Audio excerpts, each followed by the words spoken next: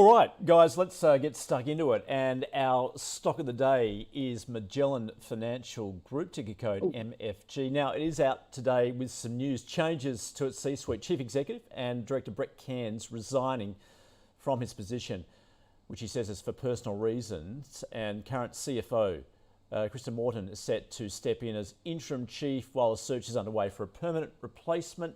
Market responding to that news this morning with shares receiving a healthy whack. As we can see, down close to 4%. In fact, it's touching 52-week lows. And yesterday, Magellan reported total funds under management of more than $116 million. Scott, as I mentioned, 52-week low does appear, certainly the assessment is it does have some underperforming funds. How are you looking at this? And obviously with that news today. Andrew, look, it's a really, really tough one. It's hard to know in a business like Magellan with some very vocal, very prominent, and frankly, very accomplished founders who are still around the business, how important the current CEO, now former CEO, is to the business itself. And it's always hard as well to pass the announcements that ASX companies made. No CEO ever leaves because they had an intractable argument with the board, or the chairman's or so and so. There's always personal reasons, family reasons, spend more time with the kids. The politicians' playbook, of course. So it's really hard to know exactly what's going on inside Magellan. And you're either faced to either say, well, I don't know, so I'm not going to touch it, which is absolutely possible and not a terrible decision to make. Or you say, hey, I'm going to look at the fundamentals of the business. Say, separate, personalities aside, what does this business look like? How is it valued? How's it performing? All that kind of stuff.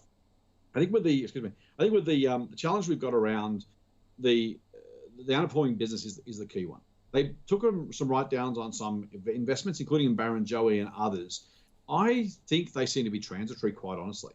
If you've got a business trading on 13 times earnings, when there's some transitory impacts on the P&L that may be one-off or at least unlikely to continue over the extended period of time, and you adjust for that, Magellan's looking pretty inexpensive, I have to say. The share price keeps falling. It's also a reminder, by the way, that when the market decides it doesn't like something, trying to stand in the way is not going to turn things around anytime soon. I'm not saying don't buy the shares. I would have happily bought them. We've been on this program before, and I've said I would buy Magellan shares at higher prices than this. So you can imagine I'm going to say I think it's a buy now, and I will. But just because you like a business doesn't mean the market's going to change its mind anytime soon. The question for investors is this worth more in the future than in the past? If you believe the investment talent at Magellan has all of a sudden lost its mojo, or somehow the future is going to be meaningfully different from the past, then you want to stay away. If you believe that mean reversion is probably likely, and frankly, the people at Magellan probably are still as capable as they've ever been, then 13 times earnings, even on that adjusted number, before you make those adjustments for the one-offs, looks pretty inexpensive to me. So I don't get the market's pessimism. I think it's a much better business than the market's giving it credit for. It's probably the best, most accomplished fund manager in the country. Probably not the most diversified one. That probably goes to Pinnacle. But Magellan, I think, is the best fund manager in the country, at least on track record, and the talent and quality of people at the helm. So I'd be buying Magellan at the current price, Andrew. All right, that is a buy. First one off the rank. Mark, so in terms of personnel, what are you looking at? Because obviously Hamish Douglas is still there as executive chairman. Plus, you've got those external investments. Scott referred to, obviously, Barrenjoey, also Guzman and Gomez. What are you looking at?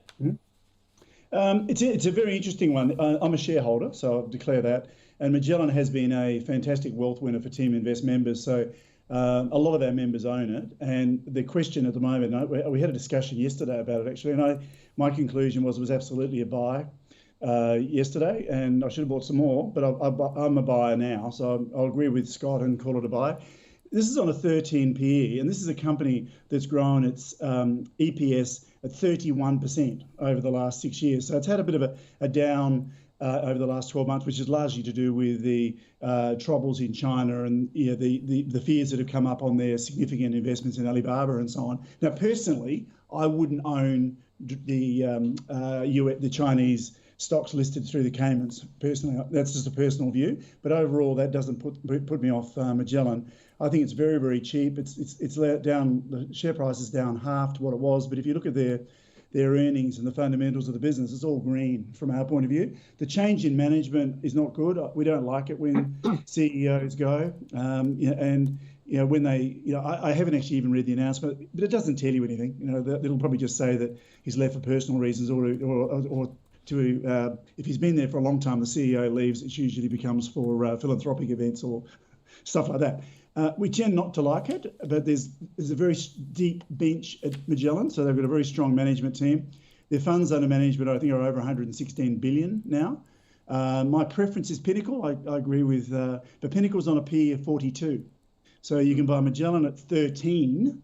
So I think it's a screaming bargain. A screaming bargain. All right. On a 5-year outlook. Now, but remember when I started off when we had our initial discussion on the intro, I said I have a positive view about the share markets going forward. So you have to overlay with that. If you think we're all going to go pear-shaped within a year or so, and then we don't buy Magellan because it's not a screaming bargain at 13 PE. But if the market just stays the same or strengthens, Magellan will do really well. All right. That is going in the portfolio.